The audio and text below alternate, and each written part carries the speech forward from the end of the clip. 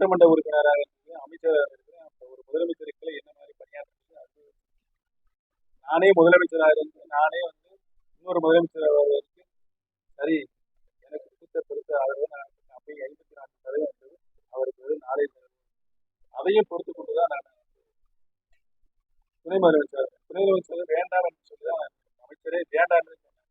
நான் வந்து பாரத பிரதமர் டெல்லி கிடைச்சி அமைச்சரை சொன்னதின் அடிப்படையில் நான் கேட்டுக்கொண்டேன். அதற்குரிய மரியாதை இல்லை, அதையும் பொறுத்து கொண்டேன். என்னென்ன அவமரியாதை பண்ணாங்களோ அதை எல்லாமே பொறுத்து கொண்டுதான் இந்த இயக்கத்திற்காக நான் பணியாற்றினேன். எந்த சூழ்நிலையும் என்னால் எந்த பிரச்சனையும் வரக்கூடாது. கடைசியில கழகத்தினுடைய சட்ட விதியை மாற்றினார். நிலை வரும்பொழுது தலைவர் கொண்டு சட்ட விதியை மாற்றுவதற்கு யாருக்கு எந்த விதியெல்லாம் திருத்தலாம், ஆனால் இந்த ஒரு விதியை மட்டும் கழகத்தினுடைய அடிப்படை தொடர்தான் பொதுச் செயலாளரை தேர்ந்தெடுக்கப்பட வேண்டும், தேர்தல் மூலமாக தேர்வு செய்யப்பட வேண்டும் என்று சொன்ன விதி. அதற்குரிய காரணம் என்ன என்று உங்களுக்கு தெரியும். அவர் திமுக விளக்கிட்ட பொழுது 18 மாவட்ட செயலாளர் விளக்கினார். அந்த நிலை அனைத்து இந்திய அன்னார முன்னேற்ற கழகத்துக்கு வரக்கூடாது, அனைத்து தொண்டர்களுக்கும் அந்த உரிமையை நான் தருவேன். பொதுச் செயலாளர் தேர்ந்தெடுத்து விட்டதால் அந்த பொதுச் செயலாளர் பதவியில் அமர்ந்து விட்டதுதான் உள்ளாட்சி கிளைக்கழக தேர்தல், பேரூராட்சியுடைய கிளைக்கழக தேர்தல், நகராட்சியுடைய கிளைக்கழக தேர்தல், மாநகராட்சியுடைய தேர்தல் அந்த பொதுச்சாளர் நடத்தப்பட வேண்டும் தான் விதி. விதியை மாற்றக்கூடாத விதியை வகுத்து தந்த இந்த கட்சியை உருவாக்கிய புரட்சி தலைவரை எழுதி விட்டு கொள்வதை மாற்று தேர்வுக்கு நீங்கள் யார்? அதுதான் நான் கேள்வி எடுத்து போட்டு பிறகு சட்ட போராட்டம் நடந்துச்சு. என்னை வந்து எந்த நிலையிலுமே அரசியல் இருக்கக்கூடாது, யாராவது எடுக்க முடியுமா? நிலையை எடுக்க முடியும். எனக்கென்று ஒரு நிலையை அரசியலில் நான் எடுக்க வேண்டுமா வேண்டாம்?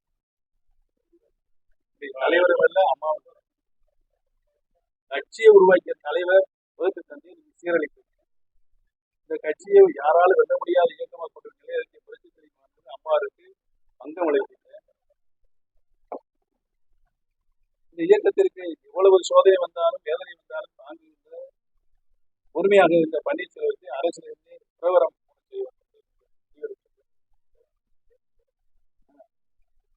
உச்சமும் ரோட்ல போய் நான் வேட்டி கட்டக்கூடாது, கொடி கட்டக்கூடாது, இதெல்லாம் யாரு செய்வார்?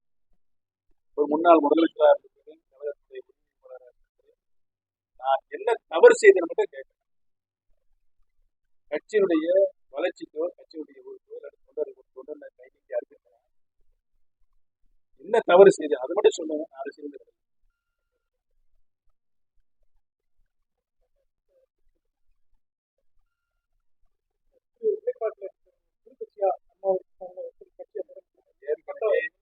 நடத்தி கொண்டிருக்கின்ற கழகத்தை அடிப்படை தொண்டர்கள் கழகத்தை ஒவ்வொரு மாதமும் தலைமை கழக நிர்வாகிகள் மாவட்ட கழகத்தில் கூட்டத்தை போட்டு அந்த கூட்டத்திலேயே நான் அறிவித்திருக்கிறேன், எந்த நிலையிலும் நான் தனி கட்சி துவங்க மாட்டேன்.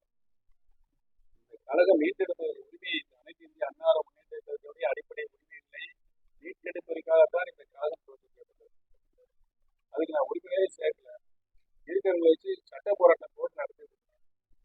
ஆனால் ஒன்று அறிவித்தோம், நாடாளுமன்ற தேர்தலில் நாங்கள் போட்டியிட்டார் 6 நாடாளுமன்ற தொகுதிகள் என்டிஏ அலையன்ஸ் எனக்கு ஒதுக்கப்பட்டது.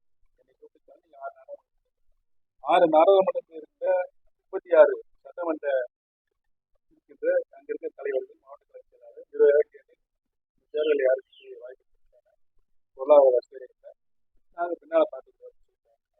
என்னை சொன்னாங்க தலைமை 2 வருஷம் இருக்கு சட்டமன்ற ஒரு கோடி 5 ஆண்டுகள் எனக்கு நம்பிக்கை வச்சு ஒரு நல்ல பணியாற்ற நம்பிக்கை சட்டமன்ற நான் போய் இல்லை நீங்க அவசியம் சரி வாங்க ஆலோசனை போட்டு நம்ம அண்ணன் ஐயா பண்ருட்டியார் கட்சி ஆரம்பிச்சிருக்காருல்ல, அவர் சொன்னார் தனிக்கட்சியார் 1 வருஷம் ஏங்க இந்த உங்களை எல்லாம் எப்படி போயிருக்கீங்க அப்படின்னு அவர்கிட்ட கேட்டுதான் மறுத்துருக்கு. அவர்கிட்ட போய் ஆலோசனை கேட்டாங்க, இந்த மாதிரி பன்னீர்செல்வம் இந்த முட்டாள்தனமான ஐடியாவை யார் சொல்லியிருக்காங்க? எடுத்துனே பன்னீர்செல்வத்தை போய் ராமநாதபுரத்தில் வேட்பாளராக சொன்ன முட்டாள்தனமான ஐடியா யார் எடுத்துனே கேட்டார். என்னை நிற்கும் சொன்னாலும் வாயடிச்சு போனாங்க, யாருக்கு மூச்சு விட்டு போய் சொல்றாங்க. அவங்க போய் பாரதிய ஜனதா கட்சி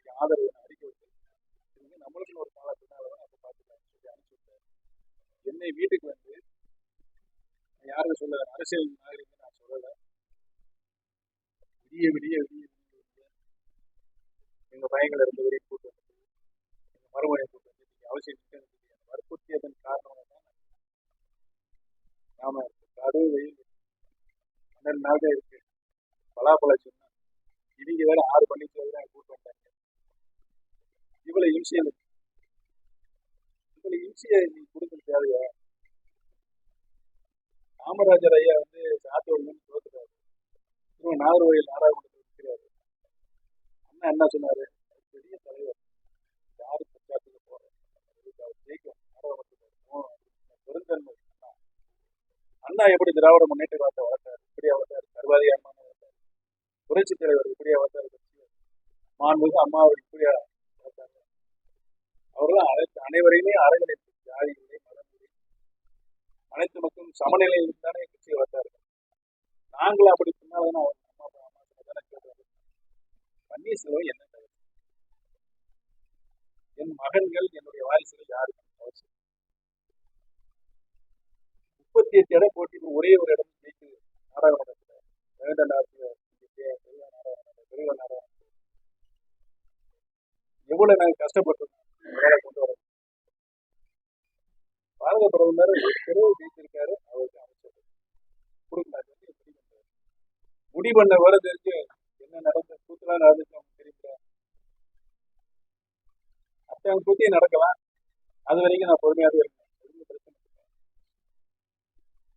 பன்னீர்செல்வம் ஒரு நிலை எடுக்க போறாரு அப்படின்னு ஏன் அலறீங்க? உங்களுக்காக தெரியும். உங்களுக்கு தெரியும், நீங்க எழுதுங்க. 5